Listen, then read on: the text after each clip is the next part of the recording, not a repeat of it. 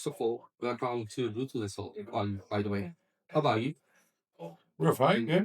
Very well, could be better. We got a beers, everything is sorted. And we had a fantastic. We arrived yesterday.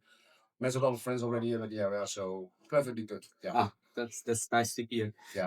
And we will see you today on stage. Have you ever been in Ruthless Soul before? Yes, this is Do you remember? fourth time, maybe. I think this is our fourth time, yes. Right.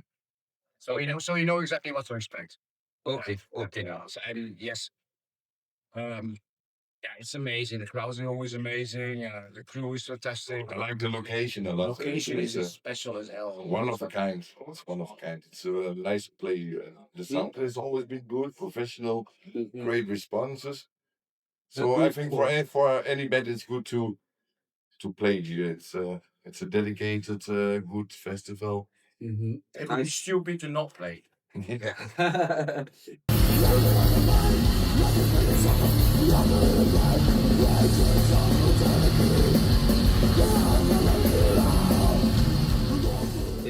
You're one of the legendary bands in the Dutch death metal scene, of course. And you have a lot of fans worldwide. But I would like to ask you something about the scene in Holland, Netherlands. If, for example, your band is like a living organisms. Since the first days of the band, a singer goes and comes back.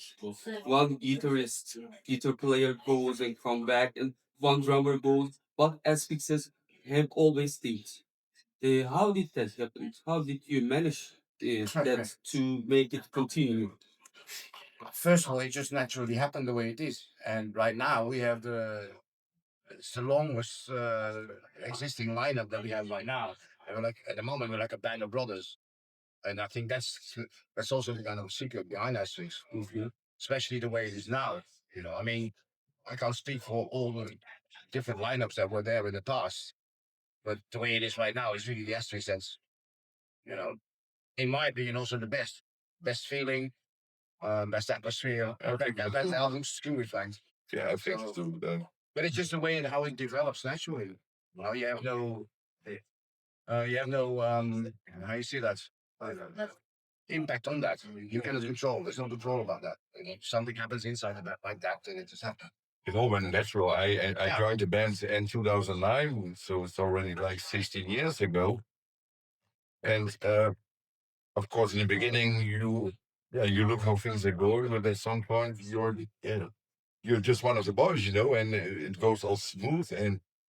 And I think that's also the power about our live shows that we don't force anything, we feel good with each other. We are more than a band. We are like mates, and on the stage you see us having fun, but also going strong. Yep. It's a kind of a natural thing. There's no force or anything behind it. We just do what we want to do, and then it goes naturally.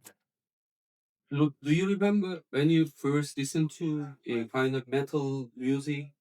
What age? What bands did you listen to first? I was really young. I was 7, and there was some broadcasts on Dutch National TV about Kiss live, and it was a Shout Out Loud live, in the times of live too, and I was blown away by the noise and the show, and I was okay. I've got to have that shit. So then I started a low Kiss into it, and after you got this discovery, of all bands. So that's my first encounter with metal. I got my first Iron Maiden shirt when I was 12 years old. Mom not happy, the school not happy, but it was my kind of music. And it just happened. My older sister was listening to some metal, and I heard it from my bedroom. This is nice stuff. My sister left the scene after like 3 years, but I never left. So your parents was not fond of that, I guess. No, they didn't like the designs that much, With it was a killer shirt, so you saw Eddie with the X in your face. Oh, Mom said, "What's that?" He said, "Oh, it's cool band." My dad was so fucking pissed. Really? Of course, because I was like, I'm not gonna go to the haircut right now. Yeah, that's same here. And then he was like in the Air Force, so you know how soldiers are.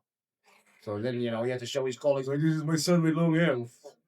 So how come did you listen to death metal, and how you decided to play your instruments and play death metal?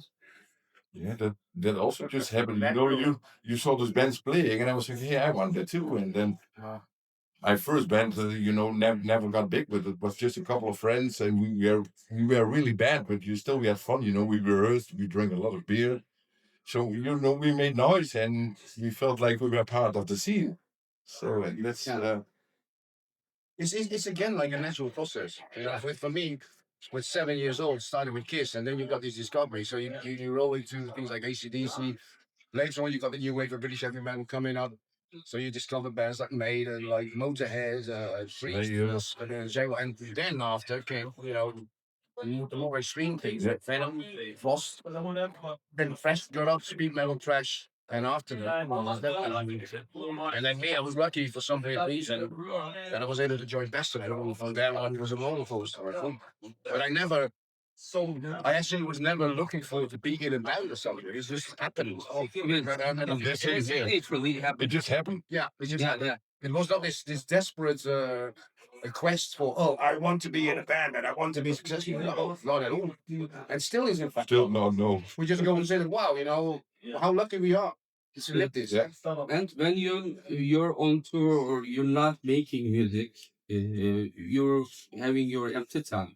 Do you still listen to music, or All day, all do day. you have some peace? All day. I am a big vinyl collector. Mhm. I still have my daily job, so in a week I work, and when I come home, first thing the needle goes on the vinyl, and I still listen daily a lot. I love vinyls. Yeah. It's, Well, I must of course admit that when we return from the show, then home, you're like, okay, now I gotta chill, and then there's no noise in the whole middle.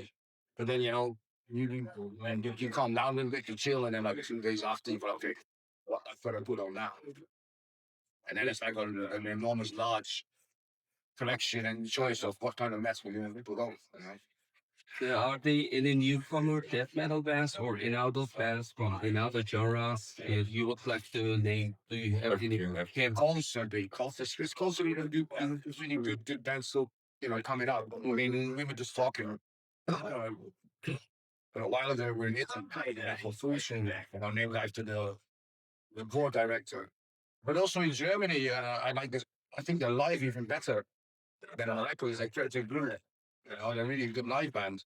And actually said to the guys, you sound it's exceptional that the band sounds live better than on album. And they do that.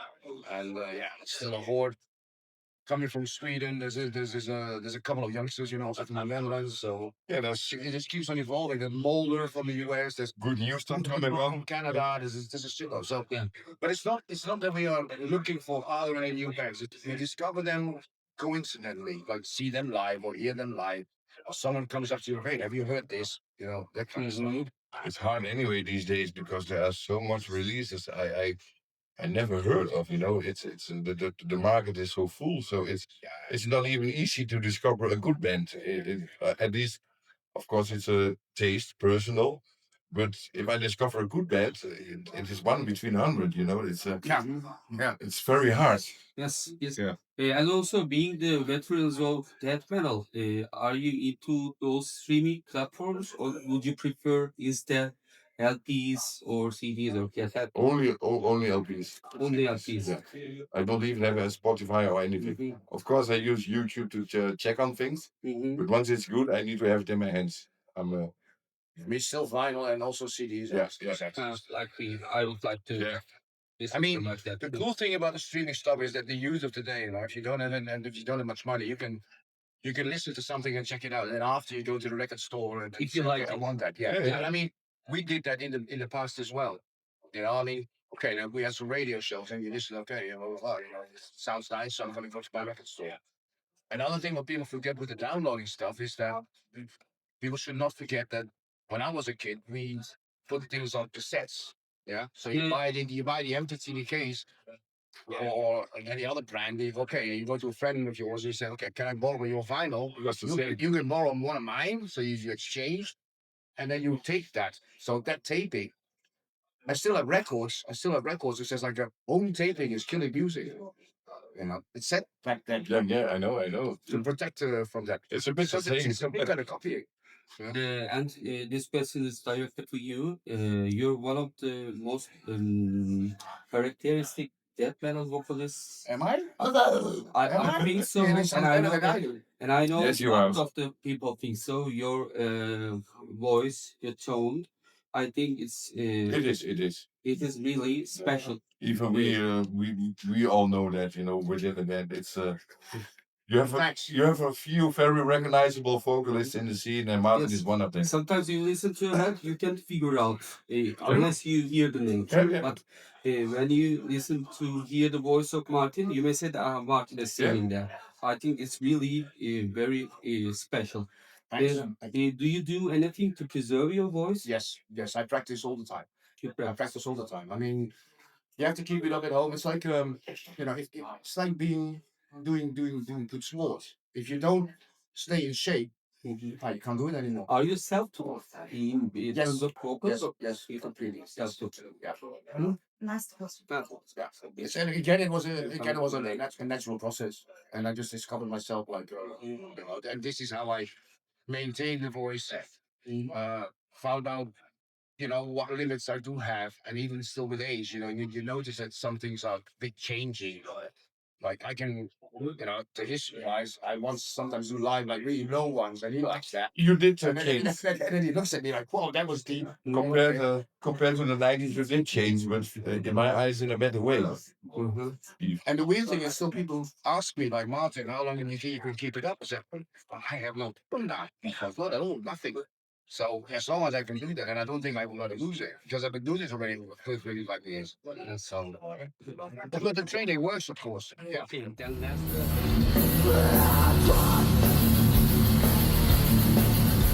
Let us quickly outside and no more questions. Then. Okay, No more questions.